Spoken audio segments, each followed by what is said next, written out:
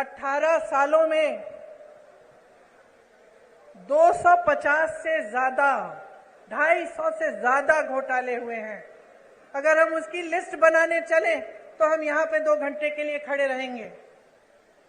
बच्चों के पोषण का घोटाला, मिड डे मील का घोटाला, बच्चों के एडमिशन का घोटाला, सर्व शिक्षा अभियान में घोटाला, स्कॉलरशिप में घोटाला, भर्ती की परीक्षाओं में घोटाला, नौकरियों में घोटाला, धार में यहाँ के डैम के बनाने में भी भ्रष्टाचार हुआ। इससे क्या पता चलता है आपको? आप अगर मेहनत करते हैं, खेती में, काम में मेहनत करते हैं, कहीं नौकरी करते हैं तो किस लिए करते हैं? मेरी बहनें, आप घर पे मेहनत करती हो, सारा घर परिवार संभालती हो, किस लिए करती हो? अपने बच्चों की परवरिश के लिए करती हो ना, अपने बच्चों के भविष्य को सुरक्षित करने के लिए। हम हमेशा सोचते हैं कि हमारे बच्चे बड़े होकर हमसे कुछ ज्यादा ही करें। अगर हम खेती करते हैं, हम सोचते हैं कि चलो इसको पढ़ाएंगे लिखाएंगे, इसकी और हमारे से बड़ी ज्यादा नौकरी होगी। अगर हम कहीं पे नौकरी करते हैं, हम सोचते हैं चलो इसको और पढ़ाएंगे लिखाएंगे ताकि हमसे भी ज्यादा कमाएं, हम बूढ़े होंगे हमारी देखभाल करें। यही हमारा मकसद होता है। चाहे जितने भी लोग आज यहाँ बैठे हैं, सब चाहते हैं कि अपने बच्चों का भविष्य मजबूत हो, उनकी तरक्की हो। और जब आप सामने देखते हैं कि चाहे पाठशालाओं में, चाहे भर्ती में, चाहे आपकी नौकरियों में, चाहे कुछ भी हो, हर चीज में घोटाला घोटाला भ्रष्टाचार है, तो कैसे मायूस होते होंगे? तो कैसे आपका दिल मजबूत बने और आप आगे बढ़ते चले जाएं?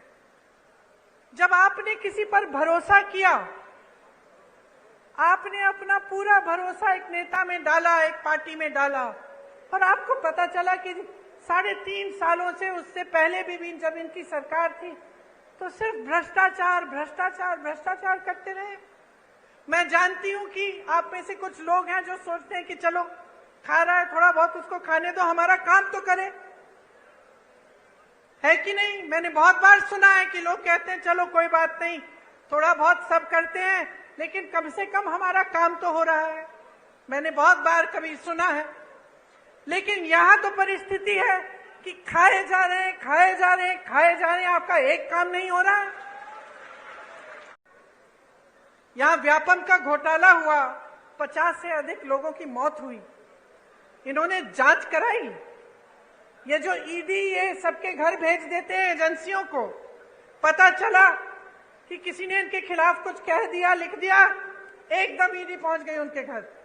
अरे यहां तक कि फिल्मों के अभिनेताओं के घर भी कल परसों ईडी पहुंच गई। यहां पे क्यों नहीं पहुंची? यहां जो इतने बड़े घोटाले हुए हैं, इनके अधिकारियों के घर में क्यों नहीं पहुंची? इनके नेताओं के घर में क्यों नहीं पहुंची? तो ये सवाल आपको पूछने हैं। जब मां नर्मदा के साथ घोटाला हो सकता है, भ्रष्टाचार हो सकता है, जब महाकाल की मूर्तियों के साथ, सप्त ऋषियों की जो मूर्तियां हैं, उन्हें स्थापित एक दिन किया, अगले दिन बह गई, इनके साथ जब भ्रष्टाचार हो सकता है, जब भगवान के साथ कोई घोटाला और भ्रष्टाचार करने की हिम्मत करता है, तो क्या समय नहीं आ गया है इनको बदल डालने का? बताइए।